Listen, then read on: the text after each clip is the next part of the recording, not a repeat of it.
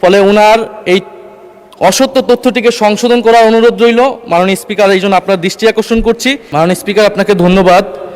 একটি বিষয় আপনার দৃষ্টি আকর্ষণ করছি রেকর্ডের জন্য। আমাদের মাননীয় প্রতিমন্ত্রী জনাব মীর শাহ আলম ওনার আগের বক্তব্য দিতে গিয়ে আমার সম্পর্কে একটি তথ্য দিয়েছিলেন, যেই তথ্যটি অসত্য। মাননীয় স্পিকার, উনি ওনার বক্তব্যে বলেছিলেন যে আমাদের মাননীয় একজন সংসদ সদস্য ইশরাক হোসেন উনি একটি দাবিতে আন্দোলন চালিয়েছিলেন গত অন্তর্বর্তী সরকারের সময়। উনি শেখ হাসিনা সরকারের অবৈধ নির্বাচনের বৈধ মেয়র হিসেবে নিজেকে ঘোষণা করার দাবি জানিয়েছিলেন। এবং আমার যতটুকু মনে পড়ে এই আন্দোলনটি বা ওনার এই দাবিটি ঘটেছিল 2025 সালের মে মাসে, যেই সময়টা আমি অন্তর্বর্তী সরকারের কোনো অংশ ছিলাম না। আমি অন্তর্বর্তী সরকার থেকে 2025 সালের ফেব্রুয়ারির শেষ সপ্তাহে পদত্যাগ করেছিলাম। ফলে ওনার এই অসত্য তথ্যটিকে সংশোধন করার অনুরোধ রইল মাননীয় স্পিকার। এই জন্য আপনার দৃষ্টি আকর্ষণ করছি।